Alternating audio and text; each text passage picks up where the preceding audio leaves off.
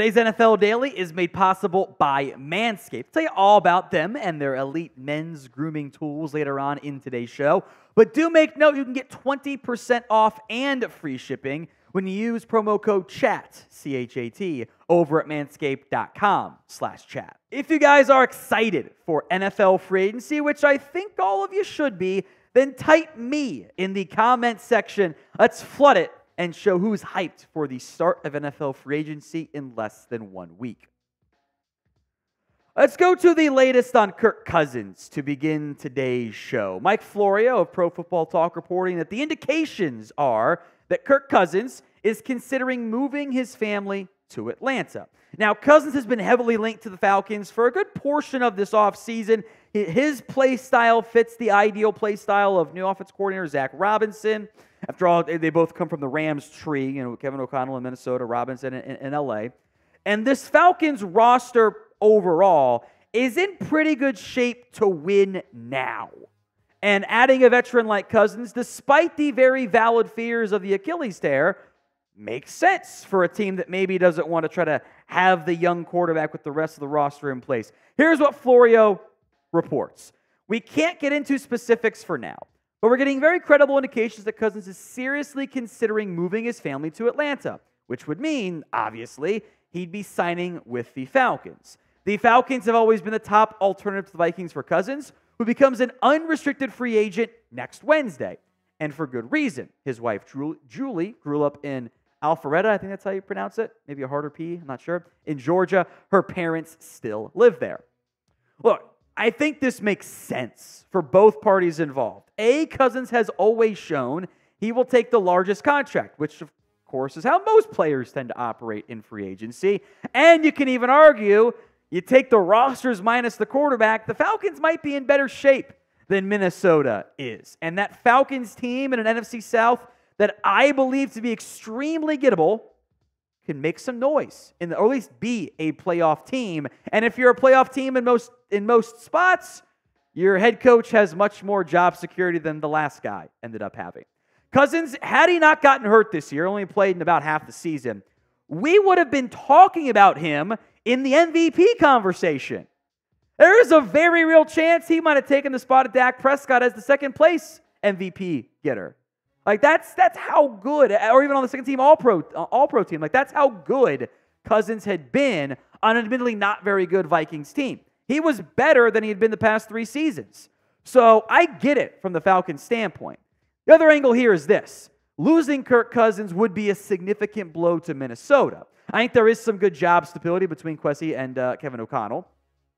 But they don't have a quarterback right now, which should raise some red flags. Because is it going to be McCarthy? Do you trade up for him? Do you sign Russell Wilson? Well, it's a little bit dicey. So this is today's pinned comment. Where will Kirk Cousins end up signing? F for the Falcons, V for the Vikings, or O for other? If the ad comes here on YouTube, take advantage of it. Head down there and let me know. More on Russell Wilson. I still can't take the eye black seriously in the profile picture. I'm sorry. I just can't. Something like I would do as a kid because I thought it was cool. But I'm all, I digress. He got cut on Monday. It's a post-June 1st cut. So $35.4 million dead money this year, nearly $50 million next year. And it would have been more if they hadn't cut him because he has a guaranteed salary coming up here. Now, Wilson could end up playing for the vet minimum with a new team because offset language in his contract. He can't kind of double up on what he's getting already, which means, hey, he's not going to end up getting, $40 million on the open market, so you can just wait and pay him the vet minimum, and then he gets a guaranteed starting contract or starting job if those two sides agree to it, whatever. Here are the updated odds on where Russell Wilson plays. Look, Pittsburgh makes sense, but I don't know if Pittsburgh feels the same way. More on that in a little bit. Then it's the Raiders. I could see it if they don't think they can get a way to go up and get Jaden Daniels in particular. Falcons, Patriots, Minnesota. If the Falcons, whoever doesn't land Kirk Cousins, Falcons, Minnesota certainly makes sense to me. I think Tampa's going to keep Baker Mayfield. Commanders, Titans, Giants, Bears. If the market is non-existent, maybe as the veteran backup, but I think Russ wants to start. Now, there have been multiple reports now at this stage that the Steelers don't have interest in Russell Wilson or the other top quarterbacks, that they don't want to go get Fields. Now, maybe that's all smoke and mirrors. It is smoke season, after all, from now until later in April. But it just doesn't make a lot of sense to me for Pittsburgh's angle. But if it is true, cross them off the list, give them Ryan Tannehill, and Wilson's got to go elsewhere, although allegedly Wilson has interest in Pittsburgh, which I think would make sense for him. They're a 9-win team with bad quarterback play. He thinks they could probably make some noise with him at the helm. So more predictions. Where will Russell Wilson sign this offseason? Go ahead and get those predictions in for me in the comment section right now. Today's episode is made possible by Manscaped. It is the top St. Patrick's Day Shamrock shavers. This year, don't just chase rainbows, make your own pot of gold and grow your little leprechaun with the leaders in below the kilt care. Yeah, it's great. Love Manscaped. Say goodbye to your Clover 4s with a new Lawnmower 5.0 and let your confidence shine bright. Embrace the luck of the Irish and join the 10 million men worldwide who trust Manscaped. 20% off and free shipping when you use code CHAT, C-H-A-T, over at manscaped.com/chat. Link will be in the comments section and the description of today's show. But this St. Patrick's Day, make a little of your own luck and make sure your little hairy leprechaun is luckier than ever with Manscaped. We appreciate them sponsoring us here at NFL Daily. One more time, it's manscaped.com/chat. When you use promo code CHAT at checkout, should be automatically applied, but if not, that's the code for you. 20% off and free shipping. Let's talk Justin Fields now, as the trade market, it might have to wait a little bit. And I don't think it's as strong as the Bears and probably Fields himself thought it was going to be. That was like the early, at one point, I think the Shifters saying they were going to get a 1 for him, and that's not going to happen. And I think a 2 is still very doable, but it might not be the bidding war of a 2 that the Bears had been hoping for. Because of the things we just talked about, Russell Wilson, where does Kirk Cousins go? That takes out 2 of the possible destinations. So the updated odds here for Justin Fields. Falcons are still the betting favorite at plus 110.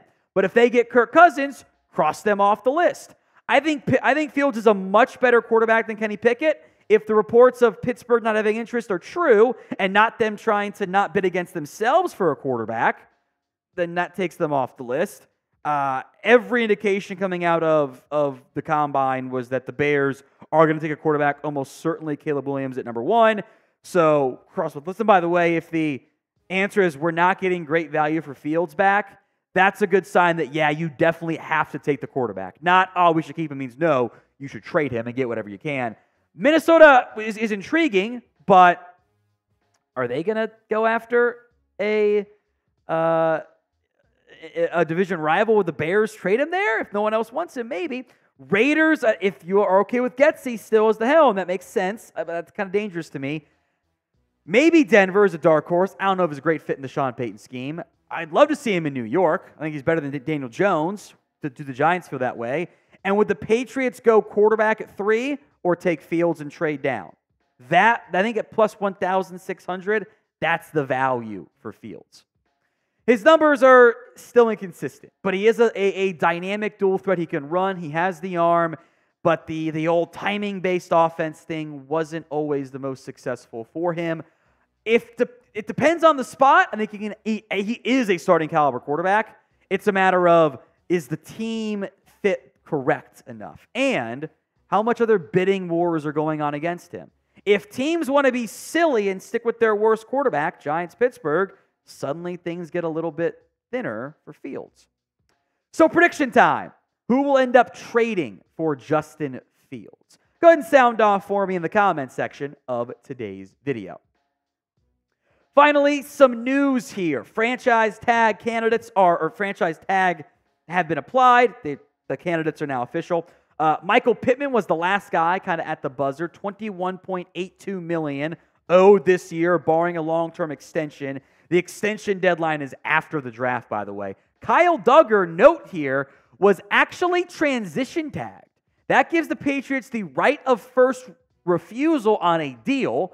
They can match or let him leave. There's no draft pick compensation, although they can rescind the tender and still get the comp pick if they need to. That comes in about $3.5 million less on the tag, so it's fair for him. Jalen Johnson gets tagged. We'll see how close the Bears and Johnson get to a longer-term deal. Josh Allen gets the outside linebacker tag. No surprise there. Means Calvin Ridley will be a free agent, barring an extension getting done the next couple of days. Justin Madubuike with the Ravens, as expected. Antoine Winfield, as expected. Tampa now has a few more days to get a Baker Mayfield contract done, or he will hit the open market, which could be a little bit dicey. Brian Burns also getting the outside linebacker tag, which is more than the defensive end tag. I know, it's dumb.